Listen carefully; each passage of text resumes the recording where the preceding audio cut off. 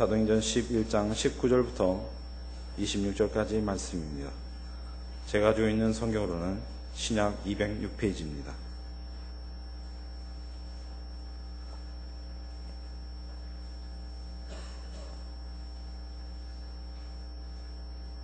다 찾으셨으면 저희 한 목소리로 천천히 읽어 내려가도록 하겠습니다.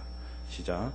그때에 스데반의 일로 일어난 환난으로 말미암아 흩어진 자들이 베니게와 구브로와 안디옥까지 이르러 유대인에게만 말씀을 전하는데, 그 중에 구브로와 구레네 몇 사람이 안디옥에 이르러 헬라인에게도 말하여 주 예수를 전파하니, 주의 손이 그들과 함께 하심에 많은 사람들이 믿고 주께 돌아오더라.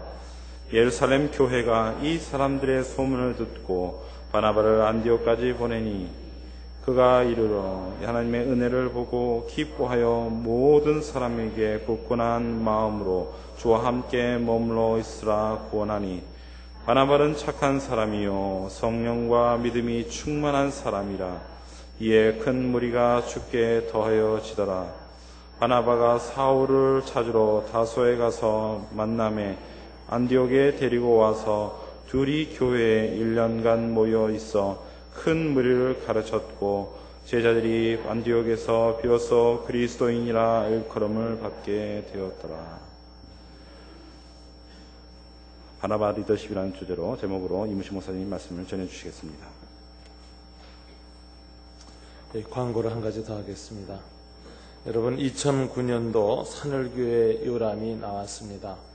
올해 이렇게 늦게 나오게 된 이유는 저희들이 3월 달에 들어서서 목장 중심으로 주보장과 이 조직을 다시 정비하고, 그리고 목장에 참여하기를 원하지 않는 분들, 이런 분들의 의사를 다 확인하고 정돈하느라고 저희들이 좀 늦게 이렇게 오래됐습니다. 그래서 아마 이번에 나와서 내년에는 안 만들고 1년 반은 아마 그대로 쓰는 요람이 되지 않겠느냐, 이렇게 생각해서 여러분들한테 오늘 드립니다. 단 한 가지 부탁은, 저희 교회 요람이 굉장히 좀 사실 정보가 자세히 들어 있습니다. 집 전화번호, 또 핸드폰 번호, 그리고 가족들과 아이들 얼굴까지 되어 있습니다. 이것 때문에 몇 분이 사실 염려를 표시했습니다. 요즘처럼 아이들 납치나 가족 납치, 또 보이스피싱 같은 걸로 사기를 많이 치고 이러기 때문에 가정에 어려움이 올 수 있는데 요람을 안 만들었으면 좋겠다라는 의견도 있었습니다. 그 당회에서도 이 문제를 좀 깊이 생각을 해서 의논을 했는데요. 앞으로 웬만하면 컴퓨터에다 전자북 형태로 만들어서 본인의 아이디 확인하고 로그인 들어와서 정보를 알 수 있도록 하고, 교회 요람은 아주 간단한 전화번호부 정도로만 만들까 하는 이야기도 있었고 얘기가 많았습니다. 그러다가 이미 다 인쇄 재판 들어간 상황인데 올해까지는 만들자 하는 이야기를 했고요. 다만 부탁은 이 요람을 함부로 이렇게 파손하거나 이렇게 버리지 말아 주셨으면 하는 생각이 듭니다. 여러분들의 좋은 정보도 다 들어있고 교회 전체 가족들이 다 들어있기 때문에, 그래서 이제 이걸 받아가시면 옛 요람 있지 않습니까? 그거는 웬만한 거는 교회로 다 모아주셨으면 좋겠습니다. 교회에서 함께 모아서 이렇게 폐기하도록 하겠습니다.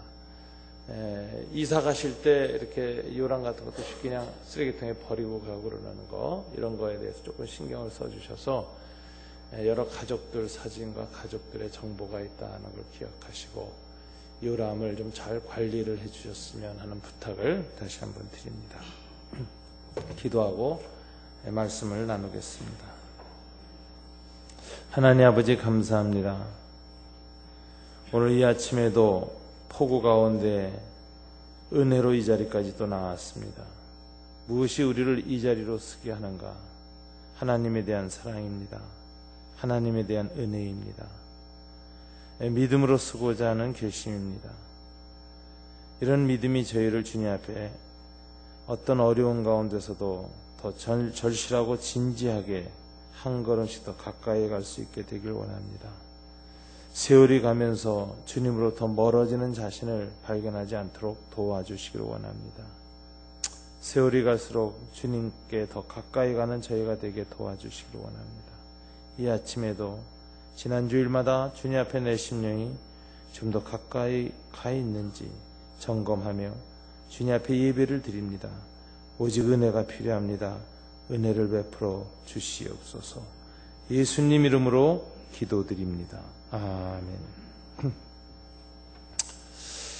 연이어서 이 바나바와 사울에 관해서 사도 바울이 등장하는 이 과정을 보면서 우리가 교회 그리스도인들은 이제 어떤 삶을 살아야 할 것인가, 어떤 사람이 되어야 할 것인가를 우리가 좀 더 깊이 생각하길 원합니다. 오늘 본문은 이제 안디옥 교회가 창립되어지는 내용입니다. 근데 이때는 사도 바울이 다소로 내려간 지 이미 10년이란 세월이 지났습니다. 그래서 사도 바울은 초대교회에서 잊혀진 인물이었습니다. 다메섹에서 예수님을 만났고 다메섹 성에서 3년을 복음을 전파했습니다. 그리고 예루살렘에 와서 사도들과 교제하고 복음을 전파했는데 다메섹에서나 예루살렘에서나 바울의 복음이 얼마나 강력한 복음 전도였는지 적대자들이 많이 일어났습니다. 스데반을 죽였던 사람들이 바울도 죽이려고 결심을 했습니다. 그래서 여러 형제들이 만류해서 사도 바울이 고향으로 돌아갔습니다. 길리기아 다수라는 고향으로 돌아갔고 그로부터 무려 10년이라는 세월이 지났습니다. 아무도 그를 기억하지 못합니다. 잊혀진 사람, 이 바울이었습니다. 이 사람이 겪는 슬픔 중에 하나가 누군가에게 잊혀진다는 것입니다. 누군가에게서 잊혀진 사람이 됐다는 것은 참 슬픈 일입니다. 그런데 사도 바울 같은 경우는 교회로부터 잊혀진 사람이 되었다. 굉장히 슬픈 일입니다. 주님을 사랑하고 주님에서 헌신했고 인생의 방향을 바꿨고 그 당시로 자기 나름대로 승승장구하고 세상에 알려지고 젊은 지도자가 되었고 유대 랍비들, 젊은 랍비들 가운데서 서열이 높아져 가고 그리고 정말 좋은 길로 잘 나가던 사도 바울이 예수님을 믿고 삶의 방향을 바꿨습니다. 그리고 헌신했습니다. 목숨을 두려워하지 않고 복음을 전했습니다.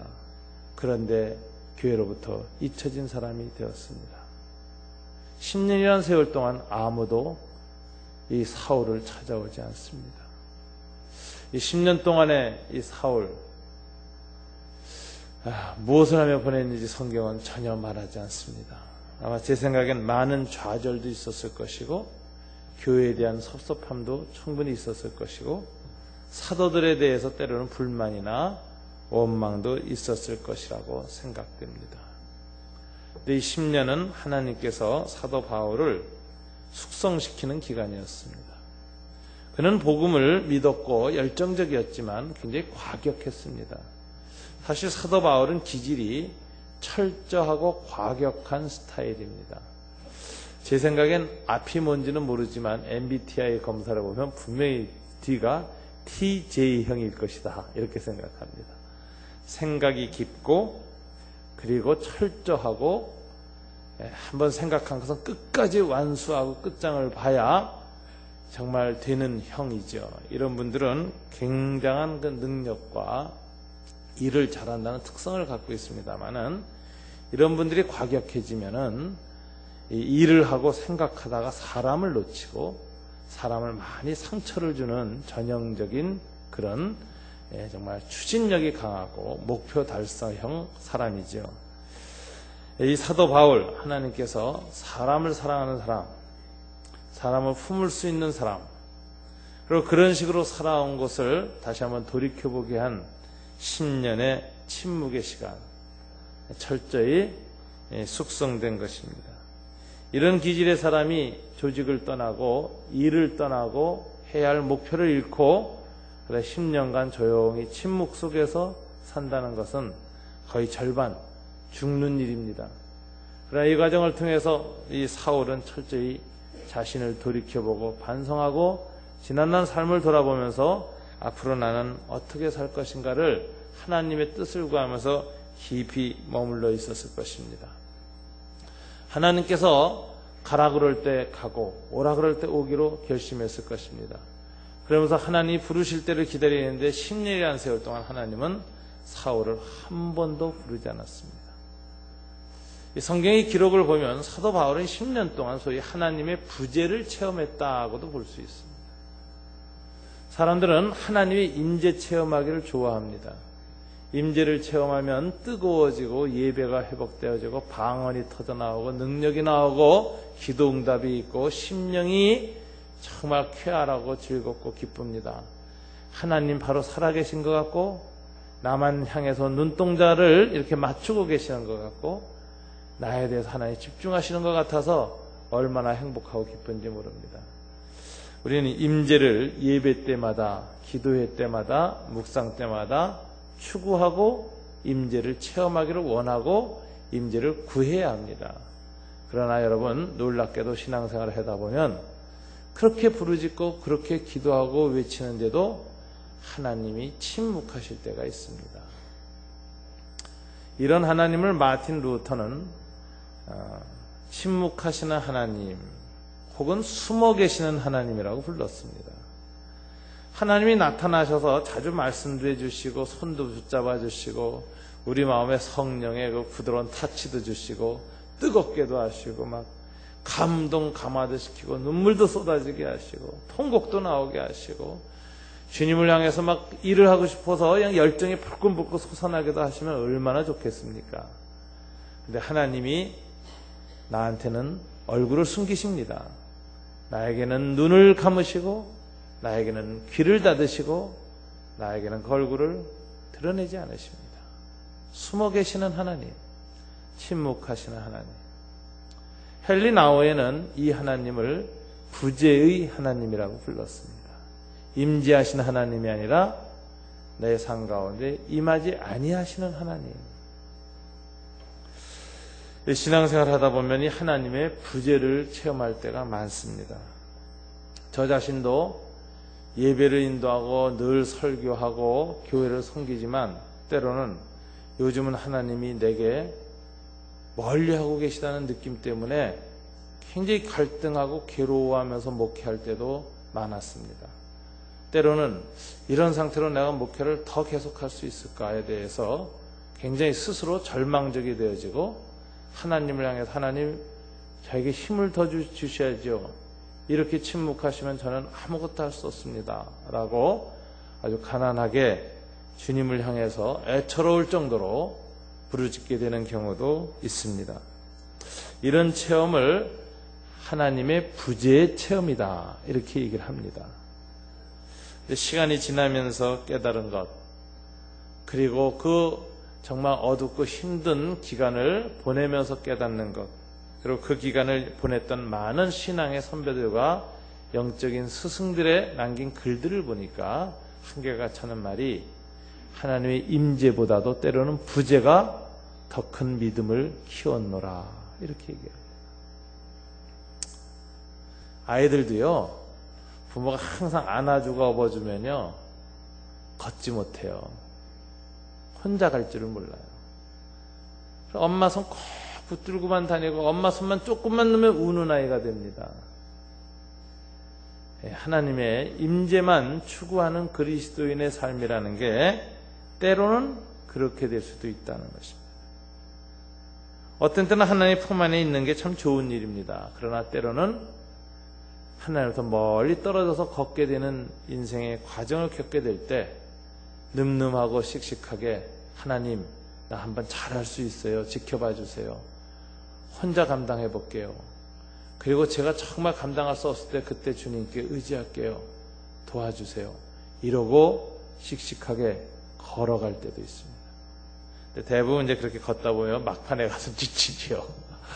그리고 정말 힘이 빠지죠. 그런데 하나님의 임재 없이 사는 삶의 한계를 다시 한번 철저히 경험하고 그 과정을 통해서 인간의 연약함과 내 내부의 부족함, 자아의 유약함, 그리고 하나님의 은혜가 계속 필요한 것을 다시 절실하게 외치게 되는 단계. 이게 하나님의 부재 속에서 영혼의 가난함을 회복하는 그런 계기를 만나게 되는 겁니다. 항상 하나님 안에 임재 안에 있으면요, 착각을 합니다. 나는 항상 이렇게 잘 살 수 있고, 난 항상 이렇게 풍성하게 살 수 있고, 난 항상 이렇게 은혜 가운데 살 수 있다. 착각합니다. 근데 하나님의 품에 한번 떠나 있어 보면 얼마나 하나님의 품이 귀한 것이고, 하나님의 은혜가 절실한 것이고, 떠나서 내가 얼마나 연약한 존재인지를 알게 되는 것입니다. 내면에 숙성이 일어나죠. 겸허함이 생기죠. 자기 한계를 처절하게 들여다보면서 낮아지고 썩어지는 이런 과정을 겪습니다. 그래서 하나님의 임재보다 하나님의 부재가 나를 더 성숙하게 했다라고 하는 깨달음을 갖게 됩니다. 사역은 하나님의 임재를 통해서 열매가 나타나고 정말 풍성해지지만, 성숙은 하나님의 부재를 통해서 더 많이 성숙한다라는 생각을 하게 됩니다. 그런 깨달음이 오니까 때로는 하나님의 부재를 겪을 때 저는 이제 그렇게 생각합니다. 하나님, 이제 제가 또 저 자신을 더 깊이 들여다보고 성숙하고 그래야 될 때입니까? 라고 생각합니다. 이제는 찾아오는 하나님의 부재에 대해서 그렇게 낯설지 않습니다. 그렇게 고통스럽지도 않습니다. 다만 또 한 번 영혼의 어두운 밤을 내가 지나가는구나 라는 생각을 합니다. 산을 굽이굽이 돌다 보면 햇살이 찬란한 산등성이만 돌 수는 없습니다. 어떤 것은 어두운 골짜기를 통과해야 됩니다.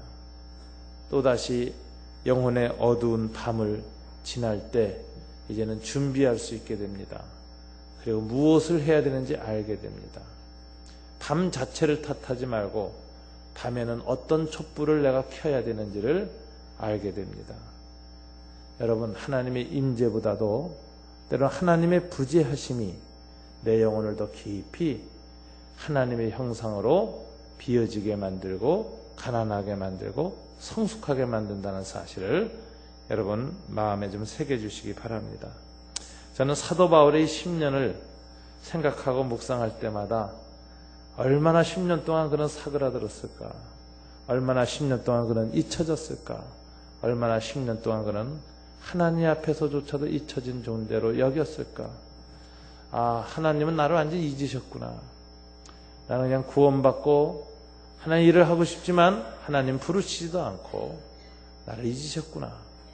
그래서 그런 평범한 한 그리스도인으로서, 작은 신자로서, 그리고 길리기아 다수에서 텐트 메이커의 일을 하면서, 가죽 깁는 자의 일을 하면서, 노동을 하면서 그저 평범하고 작은 그리스도인으로서 하루하루를 살아갔습니다.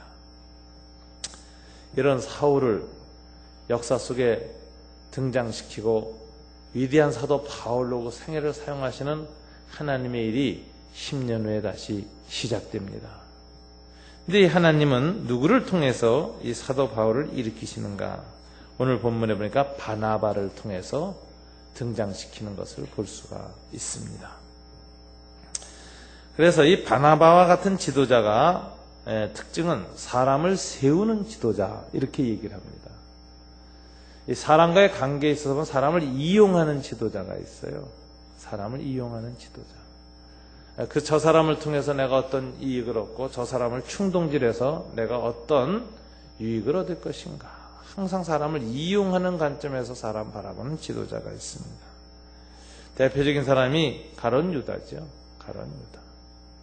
그 다음에 사람을 소유하는 지도자가 있습니다. 그 사람에 대해서 좋아합니다. 사랑합니다. 그런데 지배하고 싶어 합니다. 내 마음대로 쥐고 흔들고 싶습니다.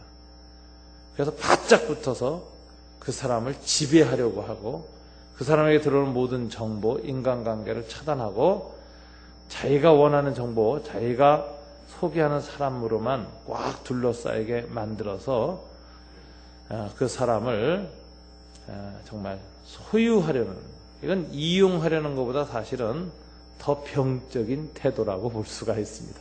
이런 사람 만나면 큰일 납니다, 인생에서. 그런데 이런 사람이 성경에 누가 있느냐? 다윗에게 요압이라는 장군이 바로 그런 사람이었습니다. 요압은 평생 다윗을 도와주면서 평생 다윗을 괴롭혔습니다. 그래서 다윗이 정말 화해를 하려고 하는 거 화해를 깨뜨리고 새로운 사람 받아들이라는 새로운 사람을 죽이고 했습니다. 사울과 연합하려고 하면 사울과 연합 못하게 하고 아브넬을 군대 장관으로 삼으려고 하면 암살해서 죽이고, 그래서 끊임없이 자기의 기득권을 위해서 다윗을 소유하고 집착하고 일종의 스토커처럼 행동했습니다. 이 사람 때문에 다윗은 도움도 많이 받았지만 인생의 아픔과 고통도 많았습니다. 가장 대표적이었던 것은 자기가 압살롬이 반역을 일으켰습니다. 아버지를 죽이려고 했습니다. 아버지 부하와 군대 장관들을 다 또 죽이려고 쿠데타를 일으켰습니다. 근데 다윗은 알고 있었어요. 이게 왜 일어났는지. 자기가 밧세바가 간음했을 때, 햇사람 우리아를 죽였을 때 선지자 나단이 와서 경고했습니다. 네 집안에서 칼이 떠나지 아니할 것이다. 그러더니 왕자의 난이 일어나고 형제들이 서로 죽이고 이젠 압살롬의 아버지마저 죽이려고 칼을 들고 쫓아오고 있습니다. 다윗은 이 비참한 현실을 보면서 압살롬을 원망하기보다는 자기 자신을 원망합니다. 내가 무고한 사람의 피를 흘렸고 밧세바 간음한 연고로 하나님께서 칼이 우리 집안에서 떠나지 않을 거라고 하더니 드디어 그 칼이 압살롬이 되었구나. 압살롬이 우리 집안의 형제들과 자식들의 피를 흘리는 칼이 된 것 다 내 탓이다. 압살롬 잘못이 아니다. 그는 울고 울며 피난을 갑니다. 마지막 압살롬과 요압의 결전이 있을 때 다윗이 부탁합니다. 요압 장군, 이 압살롬은 내 아들이요. 아무리 아버지를 죽이려고 하고 우리를 대적했지만 내 아들이요. 그리고 이 모든 잘못은 내게 있어. 그러니 제발 압살롬을 군대를 깨뜨릴지라도 죽이지만 말아주시오. 포로로 산채로 내게 데려와 주시오. 간절히 부탁합니다. 요압은 네 그래놓고 나가서는 어떡합니까? 압살롬이 도망가다가 그 머리카락이 나뭇가지에 걸려서 매달려 있을 때 쫓아가서 말 타고 가면서 창으로 확 찔러서 죽입니다. 그리고 시체를 질질 끌고 돌아옵니다. 다윗이 그 시체 앞에서 통곡을 합니다. 내 죄 때문에 내 자식이 이렇게 창에 찔려 죽었다고 몸부림치고 웁니다. 그런데 그 우는 다윗을 향해서 요압이 협박을 합니다. 왕이시여, 우리가 왕을 위해서 목숨 걸고 싸우는데 우리를 죽이려고 하니 대적을 붙들고 아들이라고 그렇게 울어 제끼시면 우리가 다 무엇을 하리이까? 그러고 기세등등하게 반협박을 합니다. 그래서 성경에 보면 다윗이 울지도 못해요. 이런 비극적인 일을 하면서 다윗을 평생 소유하고 지배하려고 했던 사람이 요압입니다. 다윗이 마지막 솔로몬 앞에서 죽기 전에 그렇게 부탁합니다. 요압은 나의 평생의 동지였고 그리고 평생의 원수였다. 나는 그 사람한테 신세를 많이 짓고 나도 그와 함께 악한 일을 용인하고 했기 때문에 나는 그를 죽일 도덕적 자격이 없다. 그러나 그는 너무나도 많은 억울한 사람을 죽인 사람이다. 하나님 나라의 정의를 위해서 그가 그냥 죽어서는 안 된다. 솔로몬한테 부탁합니다. 요압으로 하여금 그냥 죽게 하지 마라.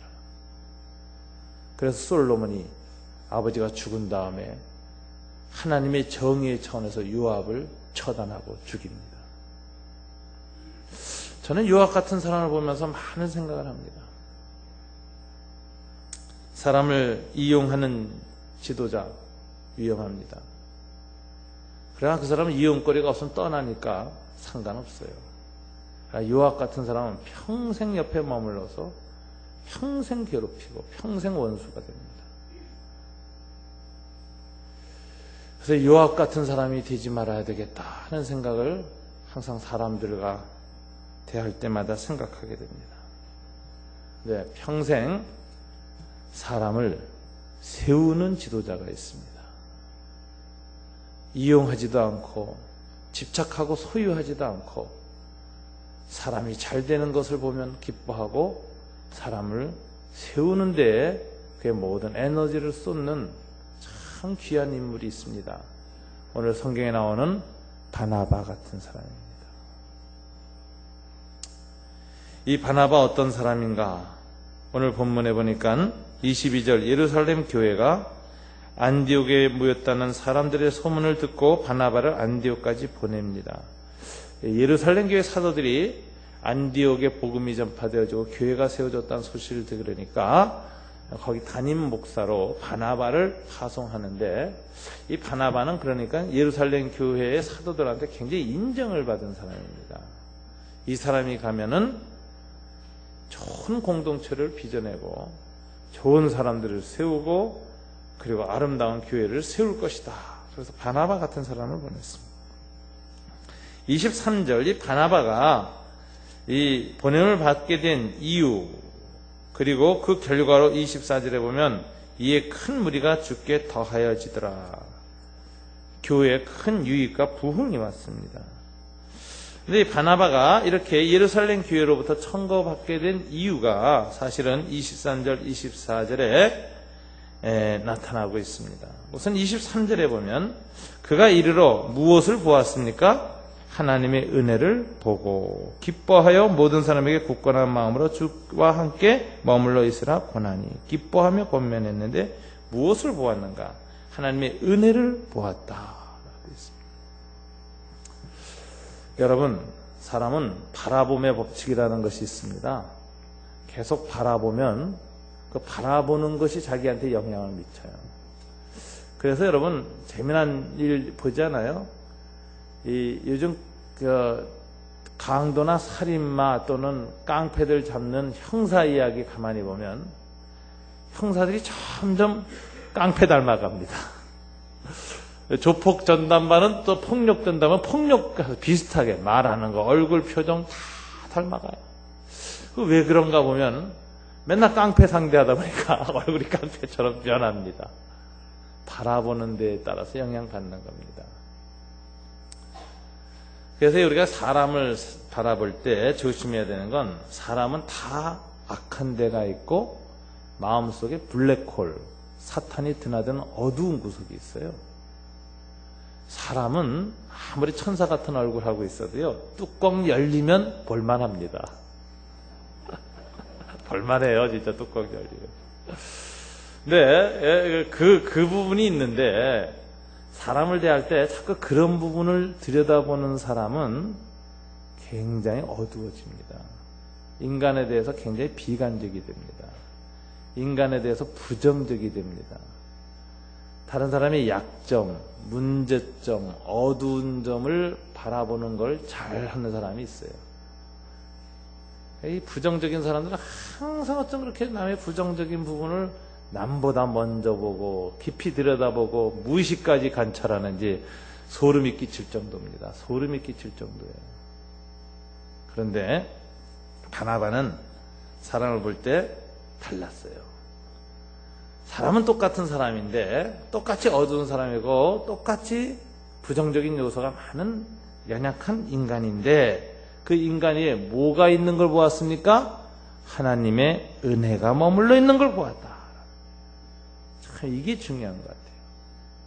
하나님의 은혜를 볼 줄 아는 사람입니다. 사람의 내면의 연약함을 들여다보는 사람이 아니라 그 위에 은혜가 덮여 있다는 사실을 볼 줄 아는 사람. 저 사람은 저렇게 문제가 있는 사람인데, 야, 저기서 더 나빠지지 않고 버티는 걸 보니까, 야, 정말 하나님이 저 사람 붙잡고 있구나.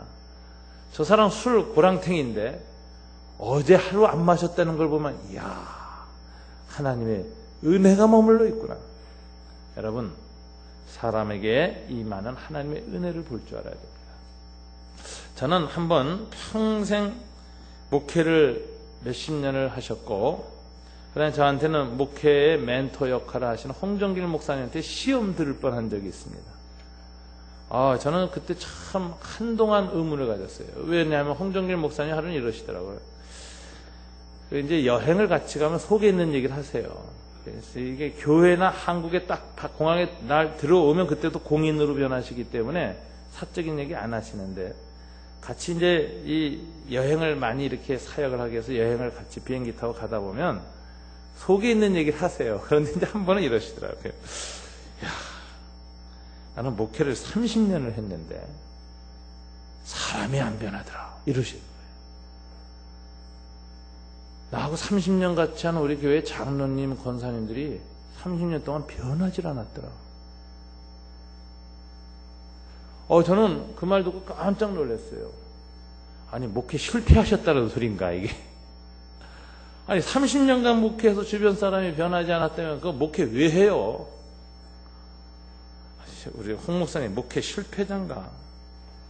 목회에 대해서 이렇게 절망적이 되셨나? 이런 생각을 했어요. 그래서 한동안, 이분이 이렇게 30년간 한 교회를 섬겼는데 사람들이 변하지 않았다라고 말하는 걸 보고, 목회가 이거 도대체 뭔가? 밑 빠진 독에 물 붓긴가? 하수교에다가 생수 흘려보내긴가? 이런 생각을 하게 됐어요. 근데 얼마 후에 홍 목사님이 설교를 하는데, 설교를 통해서 제가 해답을 풀었습니다. 이러시더라고요. 지난 세월 동안 목회를 하면서 느끼는 것은, 우리들은 하나님 앞에서 조금 변한 것 같은데 실은 크게 변하지 않았다는 사실입니다. 바다에 보면은 암초가 많다. 그래서 배가 들어올 때 잘못 들어오면 그 암초에 걸려서 다 배가 파산한다는 거예요. 근데 언제 이 바다 밑에 암초는 여전히 변하지 않고 똑같지만 배가 파산하지 않고 길을 떠나고 자유로 드나들 수 있는가?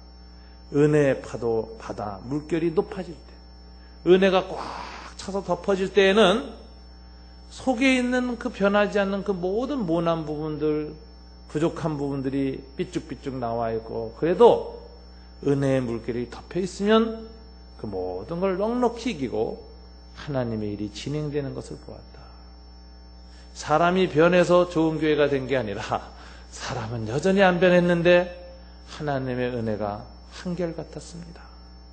이런 얘기를 하는 걸 보고 목회자의 겸손일 수도 있고 진실일 수도 있다라는 생각이 들었어요. 맞다. 그래서 이제 그때 제가 마음속에 깨달은 것은 앞으로 목회할 때 사람들을 보고 목회하지 말아야 되지 않느냐 하는 생각을 그때 했어요.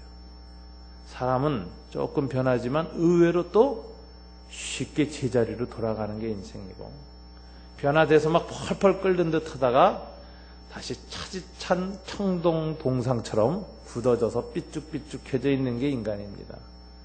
저희 교회도 12년을 보니까는 처음에 그렇게 뜨겁게 열심히 새벽을 기도하시던 분들이 지금은 새벽 기도 한 번도 안 나오는 분들을 보게 됩니다. 변하지 않고 굳어진 모습. 제가 마음속에 가만히 그런 걸 생각하면서 느끼는 것은, 사람은 불덩어리처럼 됐다가 얼음처럼 차가워질 수 있는 존재다. 그런데 그때 하나님의 은혜가 이르면 정말 교회가 교회다워지고 아름다워집니다. 그래서 우리는 사람의 변화에 대해서 기대를 여전히 가져야 되지만 그보다 더 큰 기대는 어디다 둬야 될 것인가? 하나님의 은혜에 기대를 해야 됩니다.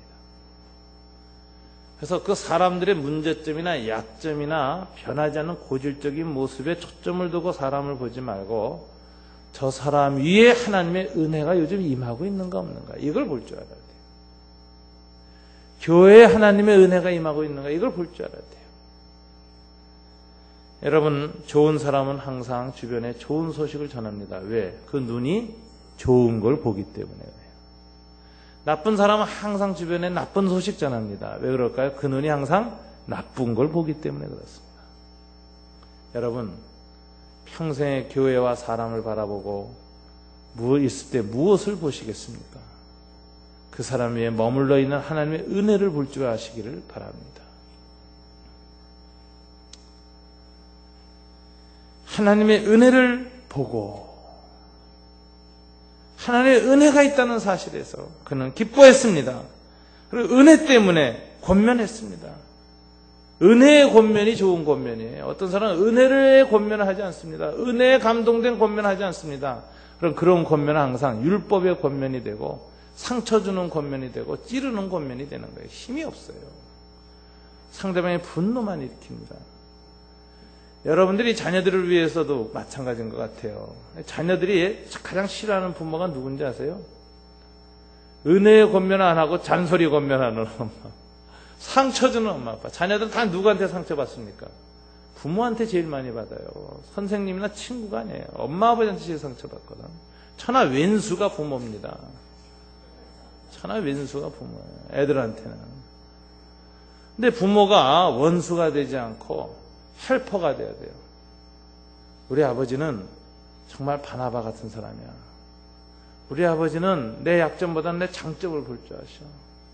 우리 아버지는 내가 부족하지만 내가 하나님의 은혜를 구하고 있다는 걸 알고 계셔. 그리고 은혜를 구하도록 권면해. 이런 이 바나바 같은 사람, 이런 사람을 예루살렘 교회는 사용했습니다. 그래서 바나바의 특징은 하나님의 은혜를 볼 줄 아는 사람이다 라는 거죠. 두 번째는 착한 사람이요. 24절에 그랬습니다. 이 아가도스라고 하는 형용사는요, 성경에 원래 하나님께만 씁니다. 그래서 예수님 보고 선한 선생님이요 라고 누가 말하니까 어찌 나를 선하다고 하느냐, 선하다는 표현은 오직 하나님께서만 쓰는 것이다 라고 말하면서 네가 나를 선하다라고 표현할 때 나를 하나님으로 인정하고 하는 거냐 아니냐, 뭐 이런 역질문이 있는 거죠. 외교적 수사로 선한 하나님이요 그러니까 거절하십니다. 나를 하나님으로 알고 선하다고 한 데는 받겠다. 그러나 그런 인식 없이 선하다는 표현을 사람에게 함부로 쓸 수 없다. 이런 예수님의 그 반문이 있습니다. 그래서 성경에 보면 신구약 성경에 사람한테 선한이라는 표현을 쓴 경우가 굉장히 드물어요. 근데 오늘 본문에 보면 바나바한테 형용사가 쓰여져 있습니다. 선한 사람. 그래서 참 깜짝 놀라게 돼. 이 본문 묵상하다가 저는 어떻게 사람한테 이런 표현을 썼을까 싶어요. 근데 이 선함이라는 것을 가만히 보니까 하나님이 사람한테 구하는 선이 달라요. 하나님의 선하고 조금 다릅니다. 하나님의 선은 본질의 선인데 인간은 그 본질적으로 선하지 않거든요. 악한 존재거든요. 타락한 부패한 인간이기 때문에 하나님이 부패한 인간들한테 원하는 선이 조금 달라요. 성경의 선의 개념을 보니까 윤리적 개념이 아니더라고요. 도덕적 개념이 아니더라고요. 성경의 선의 개념은 항상 관계의 개념이었다. 시편 133편 1절에 보면 형제가 서로 연합하여 동거함이 어찌 그리 선하고 아름다워. 이 선하다는 표현은 관계가 바로 된 것이에요. 조화를 이루는 것입니다. 조화를 이루는. 그러니까 이 바나바는 착한 사람이야 할 때 성경의 묘사는 바나바는 다른 사람들과 조화를 잘 이루고 다른 사람들과 잘 맞추고 남을 배려할 줄 알고 남과 더불어서 선한 일을 함께 할 줄 아는 그런 사람이었다. 이렇게 말합니다. 착한 사람이에요. 그 다음에 그 위에 성령과 믿음이 충만한 사람이라. 이 관계 중심적인 것이 잘 성숙한 인격을 가진 사람에게 성령과 믿음이 충만하면 큰 무리가 죽게 도와준다. 주변에 사람이 붙어요. 근데 여러분 이런 사람이 있어요. 관계가 온전치 않은데 하나님이 그래도 저는 하나님이 참 이상해요. 때로는 성질이 이상한 사람한테도 성령을 주시더라고요. 그런 사람 많아요. 제가 그래서 가끔 하나님은 저보다 훨씬 넓으시다 이런 생각을 해요. 저 같은 성령 절대 안 보낼 텐데 저런 사람한테 하나님 보내시더라고요. 그래가지고 이적 기사가 일어나고 신유가 나타나고 귀신이 쫓겨나가는데 성격이 얼마나 억압적이고 독재자인지 능력받아서 독재자 된 사람 참 많이 봤어요. 그래서 그 곁에 가기가 싫어요. 권능이 나타난 다음에는 주변 사람들 쥐잡듯이 잡고 욕을 그냥 쉽게 하고 면전에서 그 인격 모독을 팍팍 해대는 말을 서슴지 않고는 그런 목회자들이 굉장히 많았습니다. 이 성령과 믿음이 충만한 건 좋은데 더 중요한 게 제 생각에 착한 사람, 삶의 태도입니다. 이 그릇이에요. 그릇에 뭐가 담기는지에 따라서 달라지는 거죠. 근데 바나바는 이렇게 정말 착하다는 표현, 성경에 나오는 그 관계가 온전하게 된 사람. 그러니까 주변에 사람이 붙지요. 이 바나바의 이 좋은 착함의 특징이 어떻게 나타나는가? 25절 26절에 보면 바나바가 누구를 찾으러 다소에 가요? 사울을 찾으러 만남의 안디옥에 데리고 왔었는데, 찾으러라는 단어를 헬라어 원문을 보니까 그냥 찾는 게 아니라 찾도록 찾는 겁니다. 샅샅이 찾는 겁니다. 찾기 전에는 돌아오지 않겠다고 결심하고 찾는 거예요. 그러니까 10년간 예루살렘 교회의 모든 사람들이 잊어버린 사울을 기억하고 10년간 가슴에 품고 있던 따뜻한 사람 바나바였습니다. 그 사울 형제 10년 동안 도대체 소식이 없는데 어디서 뭘 하고 있을까? 주님을 만난 사람이고 주님이 사명을 준 사람이고 주님께서 성령을 부은 사람인데 복음 참 잘 전했던 사람인데 고향 예루살렘 떠나서 고향으로 돌아갔는데 종종 소식이 없어요. 10년째. 그럼 다 잊어버리죠. 그런데 바나바만 잊지 않습니다. 그 사람을 기억합니다. 그러다가 그가 안디옥 교회를 담임하여 가게 되었을 때 나와 함께 가서 복음을 전할 사람 누군가 할 때 예루살렘 교회가 잊어버린 사람 사울, 내가 그 사람을 찾아야 되겠다. 그래서 일부러 그 고향 길리기아 지방 5가지 가서 찾도록 찾고 수소문하여 찾아서 만남에 안디옥에 데려와서 둘이 교회에서 1년간 모여서 큰 무리를 가르쳤는데 결과로 제자들이 안디옥에서 비로소 그리스도인이라는 명예로운 이름을 얻게 되었습니다.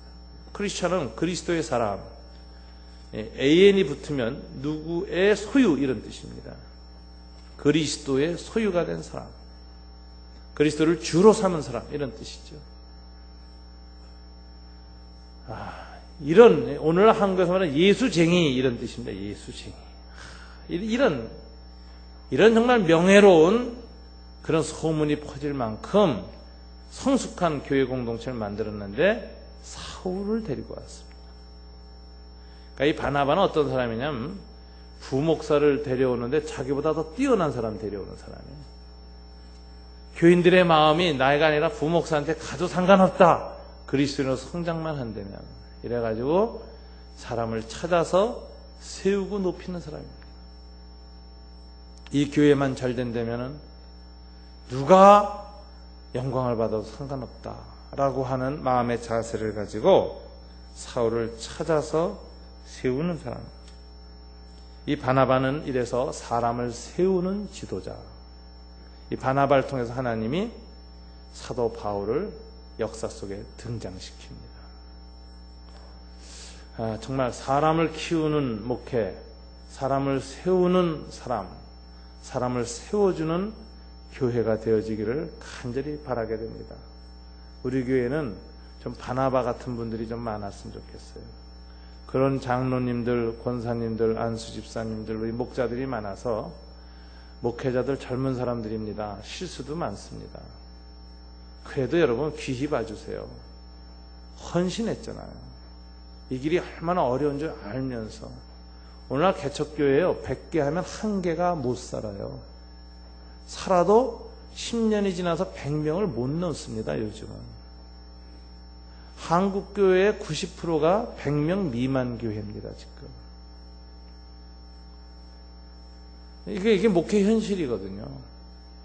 그래도 그 길 가겠다고 불끈 헌신한 사람들 여러분 귀히 봐주시고 그런 사람들 격려하시고 바나바처럼 좀 대해주셔서 산울교회 출신 목회자들은 정말 하나님의 은혜를 볼 줄 아는 긍정적인 눈을 가진 사람들이 됐으면 좋겠습니다. 여러분들이 부정적인 눈을 갖고 자꾸 문제를 삼고 비판적으로 부정적으로 대하면요 그분들도 방어적이 됩니다. 목사, 장로, 권사에 대해서 굉장히 부정적인 자세를 갖고 목회자가 돼서 안수를 해보세요. 어떻게 하겠나. 목회할 때 그 사람들 계속 견제하고 나쁘게 대할 겁니다. 상처가. 그러면 거기에 있던 목회나 장로님이나 이런 평신도들이 얼마나 또 상처를 받겠습니까? 여러분, 좋은 사람이 좋은 사람 만드는 거예요. 여러분들이 바나바 같은 좋은 교회 지도자들 되기를 주님 이름으로 축원합니다. 우리 교회에 바나바, 사울 같은 좋은 목회자들이 또 계속 일어나길 바랍니다. 그래서 긍정적이고 창조적이고 사랑이 풍성하고 하나님의 은혜를 볼 줄 알고 사람의 약점을 감싸줄 줄 알고 잠재력을 키워내고 미래를 열어가고 좋은 사람들을 만들고 사람을 귀히 여길 줄 아는 그런 아름다운 교회 이루어지기를 주님 이름으로 축원합니다. 기도하겠습니다.